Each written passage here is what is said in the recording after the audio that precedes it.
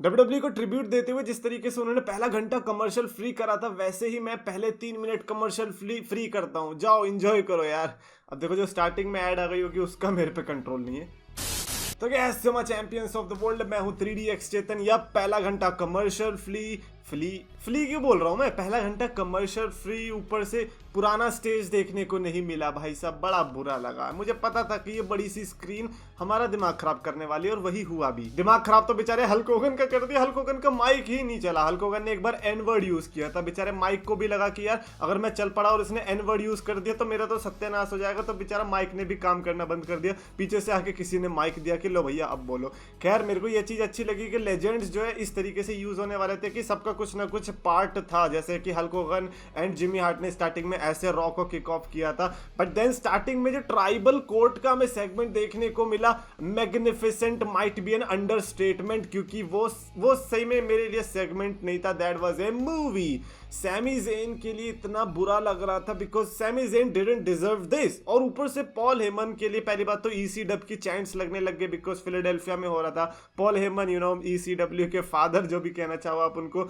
But Paul Heyman ने जब ये कहा कि ECW is dead and I wish कि सैमी ज़ेन भी डेड होते, भाई साहब बहुत दिल को टूटा because after all we seen कि किस तरीके से Paul Heyman and Sami Zayn हक करते थे और ये सब करते थे, and now Paul Heyman is saying this. Paul Heyman ने एविडेंस क्लिप्स दिखाई कि किस तरीके से जो है सैमी ज़ेन जो है ब्लड लाइन के अगेंस्ट में सोच रहे थे। आई डोंट अंडरस्टैंड कि Paul Heyman is the real culprit जो कि ब्लड लाइन को तोड़ने पे तुला हुआ है, या फिर Sami Zayn, because as far as we know Sami Zayn ने ऐसा कुछ भी नहीं किया था, जो भी हुआ था गलती से हुआ था। और पहली बात तो ये ट्राइबल कोर्ट का जो अचानक से सेगमेंट है ये लास्ट वीक के बाद आया। लास्ट वीक में तो ऐसा सैमी ज़ेन ने कुछ किया भी नहीं था भाई, तुम लोग खुद ही तो पिट गए थे। सोलो था, ऊसोस थे एंड रोमन रेंस था, केविन ओवेंस से तुम लोग अकेले ही पिट गए, उसमें सैमी ज़ेन की क्या गलती है। बट खैर सैमी ज़ेन को पता चल गया कि अब यहाँ पे कुछ डिफेंड करने का फायदा नहीं है, तो उन्होंने डिफेंस भी नहीं दिया। उन्होंने कहा कि अब क्या, जिनको मैंने अपना समझा था अगर वो मेरे ऊपर ऐसे इल्जाम लगाने जाए, बिकॉज आप फील कर सकते हो यार it is not regular court. अगर आपको फैमिली में कोई इल्जाम लगाता है then it is not something जो कि आप बाहर जाकर डिफेंस करना चाहोगे। इट इज लाइक यार भाई तूने मेरे साथ ऐसा किया, मतलब तूने गो थ्रू किया कि किस तरीके से मैं इसकी अगेंस्ट एविडेंस निकालता हूं, तो वो चीज बड़ी बुरी लगी। दैट वाज रियल, और उसमें नॉट गिल्टी रोमन रेंस ने कब बताया, जब जे ऊसो ने, ओ भाई साहब वो तो अलग ही लेवल पे समोन स्पाइक पड़ने वाला था सोलो का, बिकॉज सोलो के खुद के कोई ओपिनियंस नहीं, जो रोमन रेंस कहता है वही करना होता है। सोलो समोन स्पाइक मारे कि जे ऊसो ने रोक लिया। जे ऊसो वही बंदा जो कि सैमी ज़ेन के अगेंस्ट में था, बट ही रियलाइज्ड कि सैमी ज़ेन वो बंदा है जो कि एक फैमिली की तरह वर्क करता है, उसने मेरे बुरे में भी अच्छाई को देखा। और भाई साहब वहां पर सारा जो है शहर, सारा कंट्री सब ढह गया, बिकॉज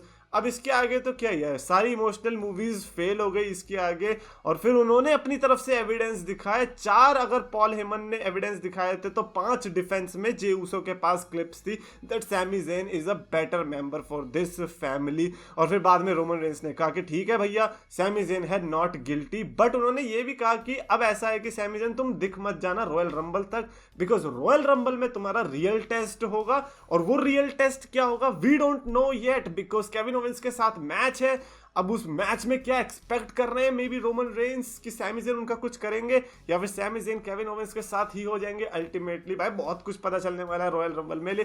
लेकिन आज के जो स्टार्टिंग का आधे घंटे से ज्यादा का जो सेगमेंट था that was really really gold. अच्छा वो उन्होंने इस तरीके से स्टार्ट किया था, रॉ ट्रिपल एक्स एक अलग ही शो बन के निकला। As I said last week के ये शो नहीं होने वाला, ये पेपर व्यू होने वाला है, और वही चीज हमें देखने को भी मिली। स्टार्टिंग इतनी बैंगर थी कि आप भाई कुछ कंप्लेन कर ही नहीं सकते किसी चीज के बारे में भी। और through out the show, like पूरा शो खत्म होने के बाद भी हमारे अंदर इतनी एनर्जी थी कि भाई क्या हो गया। खैर उसके बाद ऊसोस वर्सेस जजमेंट डे के बीच मैच देखने को मिला, क्योंकि raw tag team championship match था। और मैं तो ऑफ कोर्स चाह रहा था कि जो है जजमेंट डे जीते, because I am with the fact कि जे ऊसोस से पहले टैग टीम टाइटल्स हटनी शुरू हो जाए, तब जाके हम रोमन रेंस का भी हम सोच सकते हैं कि हाँ रोमन रेंस से भी टाइटल हटेंगी। ऊपर से हर बंदा 2-2 टैग टीम टाइटल्स कैरी कर रहा है, like Jey Uso, Jimmy Uso, फिर रोमन रेंस के पास भी डबल टाइटल्स है, तो वो अच्छा नहीं लग रहा।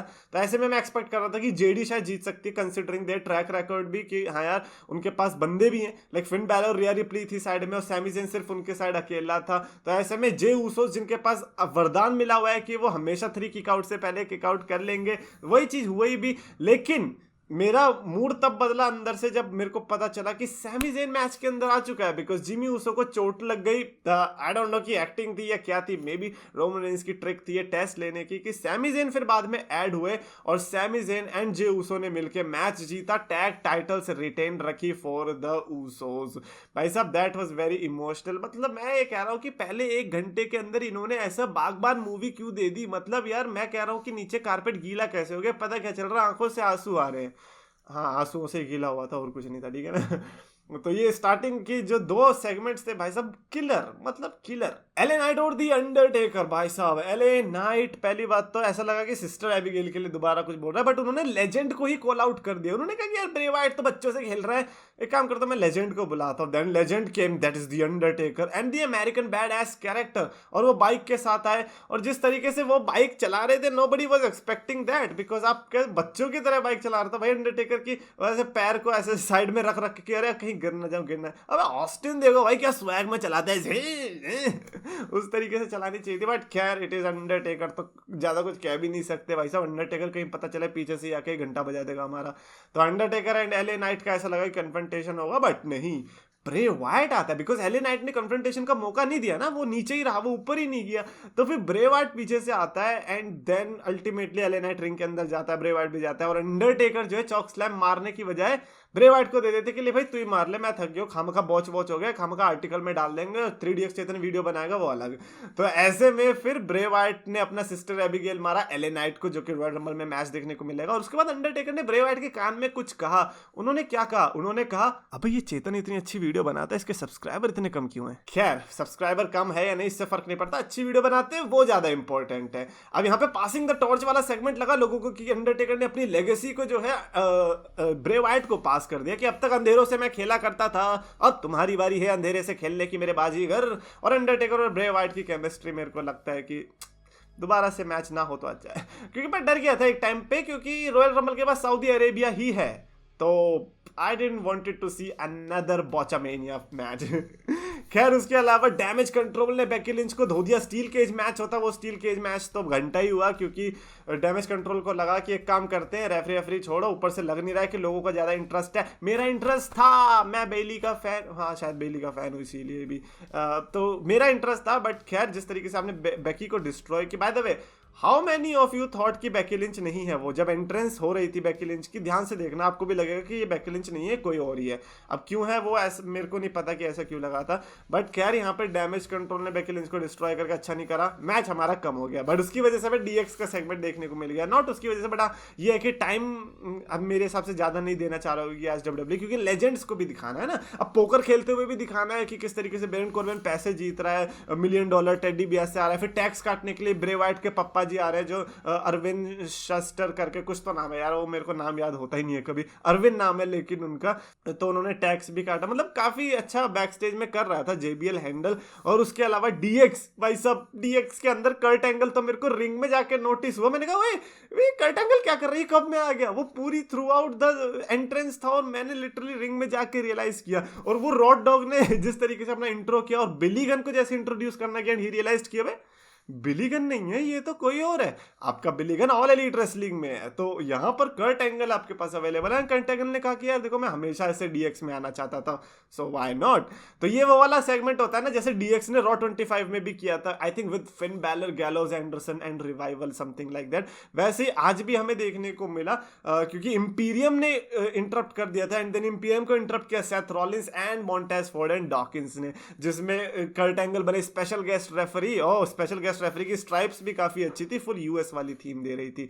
तो उसके बाद हमें 6 मैन टैग मैच देखने को मिला, जिसमें इंपीरियम हारी, Seth Rollins and street profits ने मैच जीता। एंड सेथ रॉलिंस ब्रो, आपके भले के लिए बोल रहा हूँ, स्ट्रीट प्रॉफिट से दूर रहो, because I don't want you to get associated with the tag team stuff, ठीक है ना, आप सिंगल सुपरस्टार्स में रहो, समझते क्यों नहीं हो, you deserve main event championships bro. उसके अलावा रिक फ्लेयर ने शार्लेट फ्लेयर को इंट्रोड्यूस किया, वो करके जो भी है, शार्लेट फ्लेयर, बियांका बेलेयर आती है, सोनिया डेविल आती है, बियांका वर्सेस सोनिया मैच होता है, सोनिया मैच हार जीती है एज यूजुअल। मतलब सोनिया क्यों है? Sonia is a that bad ass character जिसका मेन काम है हारना, कि भैया मैं बहुत तगड़ी हूँ, मैं हार गई। ये वाली सोनिया डेविल का कैरेक्टर है। और यही पहली बात तो बियांका बेलेर है, so what am I been saying, Bianca Belair को हराना तो एक जेसीबी के लिए भी मुश्किल है। जेसीबी कहेगी भाई यहाँ कहाँ बुला लिया मेरे को, यहाँ ना होने का मेरे से कुछ भी, तो वो भी निकल लेगी। खैर उसके बाद अलेक्सा ब्लिस ने मैच आई थिंक अनाउंस कर दिया है against Bianca बेलेर for royal rumble. I don't know man, इतने सारे मैचेस नहीं चाहिए हमें फीमेल डिवीजन के, आप रंबल में आओ ना, ठीक है ना। Bianca versus Alexa bliss, it's not that interesting क्या आपने मैच अनाउंस किया। खैर उसके अलावा दमिज भी कुछ बोलने वाला था, पूरी रॉ 30 में बेचारे दमिज का पता ही नहीं चला। लाइक लास्ट रॉ 25 में, इफ आई रिमेंबर करेक्टली, दमिज ने रोमन रेंस को हराया था आईसी टाइटल के लिए, ठीक है ना। हो सकता है मैं गलत हूँ, मेरी याददाश्त तो यही कह रही है। आज भी हो सकता है कि वो कुछ स्पेशल करने की सोच रहे होंगे, कि तो पीछे से केविन ओवेंस ने आके फोड़ के रख दिया, रोमन रेंस को चैलेंज दे दिया वही रंबल के लिए कि यार देख भाई, देख लियो यूनिवर्सल टाइटल तो अब तेरे हाथ से जा रही है। तो देखते हैं क्या होता है, तब की तब देखी जाएगी सैमी ज़ेन किधर लाए करता है। उसके बाद जो मेन इवेंट आता है, that was freaking good, because उछाल के रख दिया थ्योरी को भी और हमको भी। बिकॉज लैशली जब जीतने की कोशिश कर रहे थे थ्योरी से इस चैंपियनशिप मैच के अंदर, टेबल फोड़ दिया था। Then comes at 9:30 beast Brock Lesnar. Oh yes, हालांकि एंट्रेंस ऐसी लग रही थी कि ये वही वाली रिटर्न है जो कि हमने लास्ट ईयर देखी थी, बट ये न्यू रिटर्न है। ब्रॉक लेसनर ने आके बॉबी लैशली को फोड़ा और ऑस्टिन थ्योरी को जो F5 दी वो लैशली के ऊपर F5 दी, जिसके चलते वो पिन हो गया। और थ्योरी जो है still United States champion, no matter what happened I am happy because Theory is the champion. और अगर थ्योरी चैंपियन है तो मैं खुश हूं, मेरे को कोई प्रॉब्लम है भी नहीं। तो I think that was great segment, because Brock like Roman Reigns से स्टार्ट कर रहे हो, ब्रॉक लेसनर से एंड कर रहे हो, show is already a 5 star. So for me I think raw triple x को मैं ट्रिपल एक्स को हटा के 5 स्टार देना चाहूंगा। This was raw 5 star for me. Like matches जो थे सेंस बनाए, सेगमेंट्स जो थे भले अगर लंबे भी खींचे हो तो उन्होंने सेंस बनाया, मजा दिलाया। And that's what we expect from these special themed pay per views. Raw 30 को बहुत अच्छा सेलिब्रेट किया मेरे हिसाब से, और 5 स्टार देकर मैं बस उसी अप्रिशिएशन को और भी ज्यादा अप्रिशिएट करना चाहता हूँ कि भैया thank you for giving us this pay per view worthy, and thank you for giving us this amazing go home show of Monday Night Raw. Anyways, that's it for this video. Definitely comments में आप अपने thoughts लिख के बताना regarding any of the situation, especially Undertaker Bray Wyatt की conversation या फिर Roman Reigns and Sami Zayn। I know Roman Reigns and Sami Zayn के लिए बहुत ज़्यादा excited है लोग। और Brock Lesnar, bro, Brock Lesnar आ गया यार। अब क्या Brock Lesnar versus Lashley, या फिर Lashley को eliminate करेगा Brock Lesnar Rumble में? आई थिंक इसके चांसेस ज़्यादा है। कमेंट्स में लिखकर बताओ। अगर आपको वीडियो पसंद आया तो प्लीज लाइक और शेयर करो, चैनल को सब्सक्राइब करो।